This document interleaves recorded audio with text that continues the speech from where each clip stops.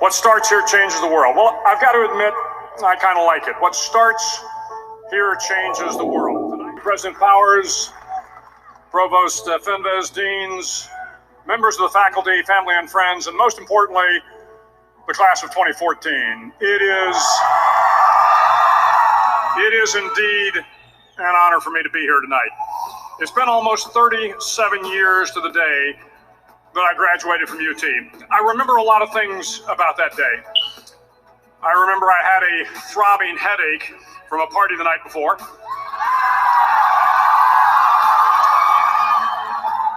I remember I had a serious girlfriend who I later married. That's important to remember, by the way. And I remember I was getting commissioned in the Navy that day. But of all the things I remember, I don't have a clue who the commencement speaker was, and I certainly don't remember anything they said. So acknowledging that fact, if I can't make this commencement speech memorable, I will at least try to make it short. So the university's slogan is, what starts here changes the world. Well, I've got to admit, I kind of like it. What starts here changes the world. Tonight there are almost 8,000 students, or there are more than 8,000 students graduated from UT. So that great paragon of analytical rigor, Ask.com, says that the average American will meet 10,000 people in their lifetime. 10,000 people, that's a lot of folks. But if every one of you changed the lives of just 10 people, and each one of those people changed the lives of another 10 people, and another 10, then in 5 generations, 125 years, the class of 2014 will have changed the lives of 800 million people. 800 million people. Think about it. Over twice the population of the United States. Go one more generation, and you can change the entire population of the world. 8 billion people. If you think it's hard to change the lives of 10 people, change their lives forever, you're wrong. I saw it happen every day in Iraq and Afghanistan. A young Army officer makes a decision to go left instead of right down a road in Baghdad, and the 10 soldiers with him are saved from a close-in ambush. In Kandahar province, Afghanistan, a non-commissioned officer from the female engagement team senses that something isn't right and directs the infantry platoon away from a 500-pound IED, saving the lives of a dozen soldiers. But if you think about it, not only were those soldiers saved by the decisions of one person, but their children were saved, and their children's children. Generations were saved by one decision, one person. But changing the world can happen anywhere, and anyone can do it. So what starts here can indeed change the world. But the question is, what will the world look like after you change it? Well, I'm confident that it will look much, much better. But if you'll humor this old sailor for just a moment, I have a few suggestions that may help you on your way to a better world. And while these lessons were learned during my time in the military, I can assure you that it matters not whether you ever served a day in uniform. It matters not your gender, your ethnic or religious background, your orientation, or your social status. Our struggles in this world are similar, and the lessons to overcome those struggles and to move forward, changing ourselves and changing the world around us, will apply equally to all. I've been a Navy SEAL for 36 years, but it all began when I left UT for basic SEAL training in Coronado, California. Basic SEAL training is 6 months of long, torturous runs in the soft sand, midnight swims in the cold water off San Diego, obstacle courses, unending calisthenics, days without sleep, and always being cold, wet, and miserable. It is 6 months of being constantly harassed by professionally trained warriors who seek to find the weak of mind and body and eliminate them from ever becoming a Navy SEAL. But the training also seeks to find those students who can lead in an environment of constant stress, chaos, failure, and hardships. To me, basic SEAL training was a lifetime of challenges crammed into 6 months. So here are the 10 lessons I learned from basic SEAL training that hopefully will be of value to you as you move forward in life. Every morning in SEAL training, my instructors, who at the time were all Vietnam veterans, would show up in my barracks room, and the first thing they'd do was inspect my bed. If you did it right, the corners would be square, the covers would be pulled tight, the pillow centered just under the headboard, and the extra blanket folded neatly at the foot of the rack. It was a simple task, mundane at best, but every morning we were required to make our bed to perfection. It seemed a little ridiculous at the time, particularly in light of the fact that we were aspiring to be real warriors, tough, battle-hardened SEALs. But the wisdom of this simple act has been proven to me many times over. If you make your bed every morning, you will have accomplished the first task of the day. It will give you a small sense of pride, and it will encourage you to do another task, and another, and another. And by the end of the day, that one task completed will have turned into many tasks completed. Making your bed will also reinforce the fact that the little things in life matter. If you can't do the little things right, you'll never be able to do the big things right. And if by chance you have a miserable day, you will come home to a bed that is made, that you made. And a made bed gives you encouragement that tomorrow will be better. So if you want to change the world, start off by making your bed. During training, the students are all broken down into boat crews. Each crew is 7 students, 3 on each side of a small rubber boat, and 1 coxswain to help guide the dinghy. Every day your boat crew forms up on the beach and is instructed to get through the surf zone and paddle several miles down the coast. In the winter, the surf off San Diego can get to be 8 to 10 feet high, and it is exceedingly difficult to paddle through the plunging surf unless everyone digs in. Every paddle must be synchronized to the stroke count of the coxswain. Everyone must exert equal effort, or the boat will turn against the wave and be unceremoniously dumped back on the beach. For the boat to make it to its destination, everyone must paddle. You can't change the world alone. You will need some help. And to truly get from your starting point to your destination takes friends, colleagues, the goodwill of strangers, and a strong coxswain to guide you. If you want to change the world, find someone to help you paddle. Over a few weeks of difficult training, my SEAL class, which started with 150 men, was down to just 42. There were now 6 boat crews of 7 men each. I was in the boat with the tall guys, but the best boat crew we had was made up of the little guys, the Munchkin crew, we called them.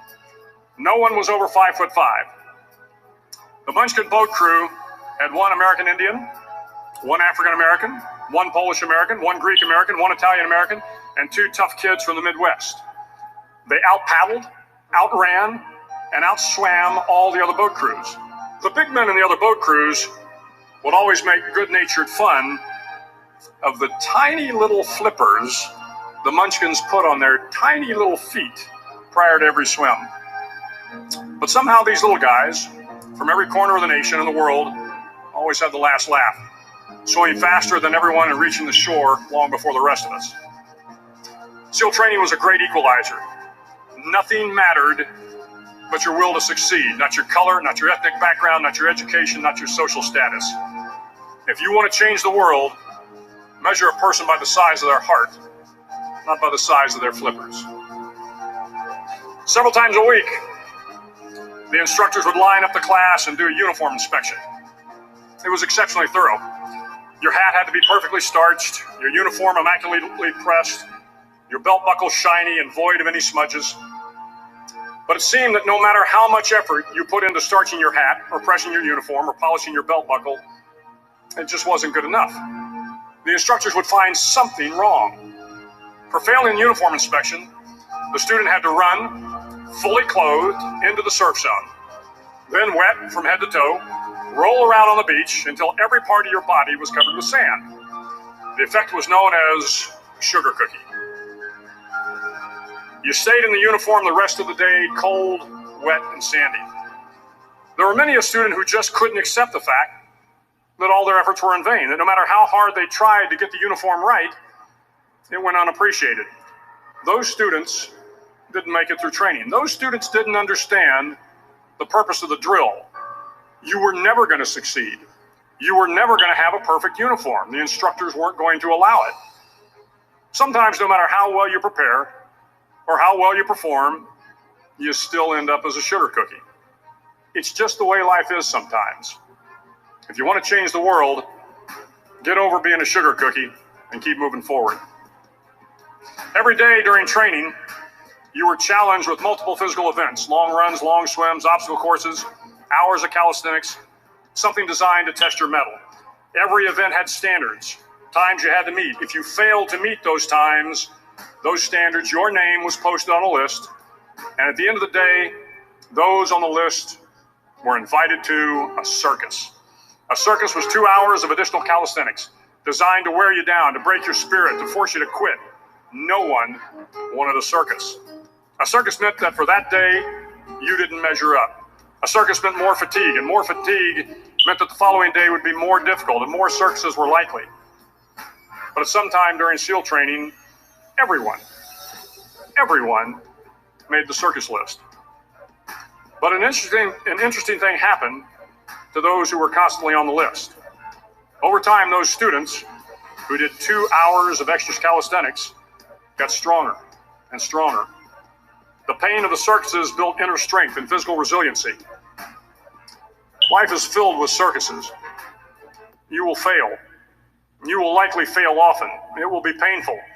It will be discouraging. At times, it will test you to your very core. But if you want to change the world, don't be afraid of the circuses. At least twice a week, the trainees were required to run the obstacle course.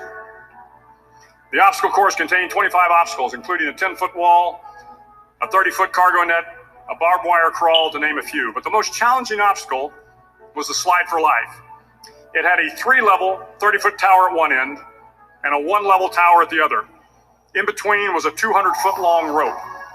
You had to climb the 3-tiered tower, and once at the top, you grabbed the rope, swung underneath the rope, and pulled yourself hand over hand until you got to the other end. The record for the obstacle course had stood for years when my class began in 1977.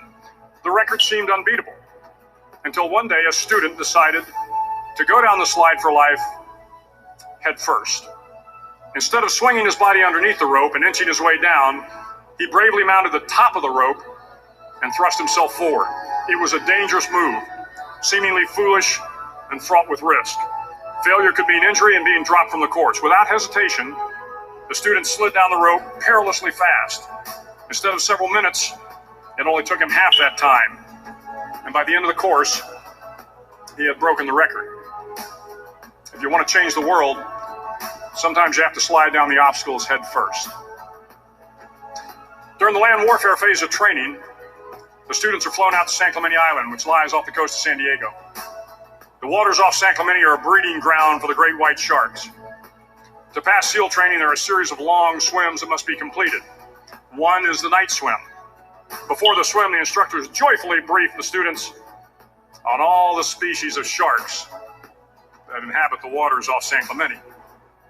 They assure you, however, that no student has ever been eaten by a shark, at least not that they can remember.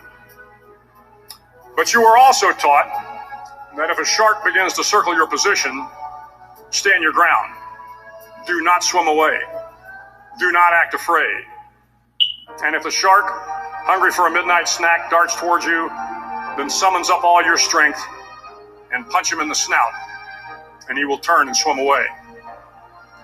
There are a lot of sharks in the world. If you hope to complete the swim, you will have to deal with them. So if you want to change the world, don't back down from the sharks. As Navy SEALs, one of our jobs is to conduct underwater attacks against enemy shipping. We practice this technique extensively during training. The ship attack mission is where a pair of SEAL divers is dropped off outside an enemy harbor and then swims well over 2 miles underwater, using nothing but a depth gauge and a compass to get to the target. During the entire swim, even well below the surface, there is some light that comes through. It is comforting to know that there is open water above you.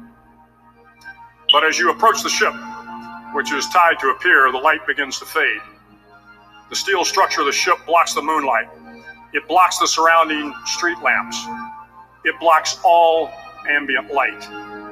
To be successful in your mission, you have to swim under the ship and find the keel, the center line, and the deepest part of the ship. This is your objective. But the keel is also the darkest part of the ship, where you cannot see your hand in front of your face, where the noise from the ship's machinery is deafening, and where it gets to be easily disoriented, and you can fail. Every SEAL knows that under the keel, at that darkest moment of the mission, is a time when you need to be calm, when you must be calm, when you must be composed, when all your tactical skills, your physical power, and your inner strength must be brought to bear. If you want to change the world, you must be your very best in the darkest moments. The 9th week of training is referred to as Hell Week. It is 6 days of no sleep, constant physical and mental harassment, and one special day at the Mud Flats.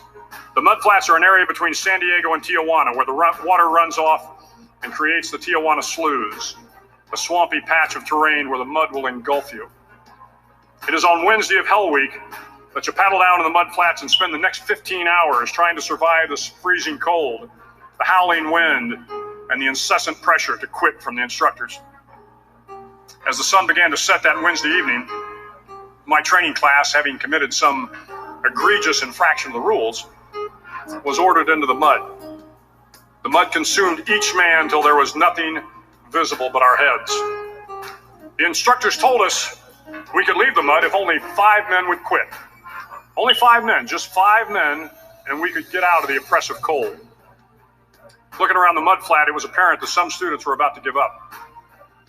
It was still over 8 hours till the sun came up. 8 more hours of bone-chilling cold. The chattering teeth and the shivering moans of the trainees were so loud, it was hard to hear anything.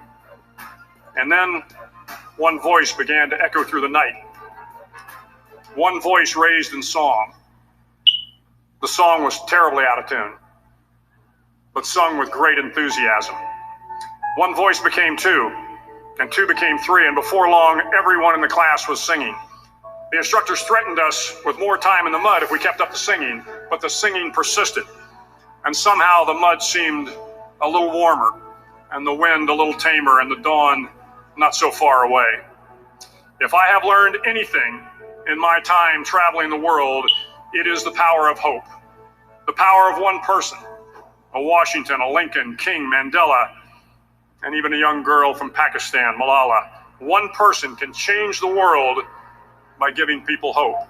So if you want to change the world, start singing when you're up to your neck in mud. Finally, in SEAL training, there's a bell. A brass bell that hangs in the center of the compound for all the students to see. All you have to do to quit is ring the bell. Ring the bell, and you no longer have to wake up at 5 o'clock. Ring the bell, and you no longer have to be in the freezing cold swims. Ring the bell, and you no longer have to do the runs, the obstacle course, the PT, and you no longer have to endure the hardships of training. All you have to do is ring the bell to get out.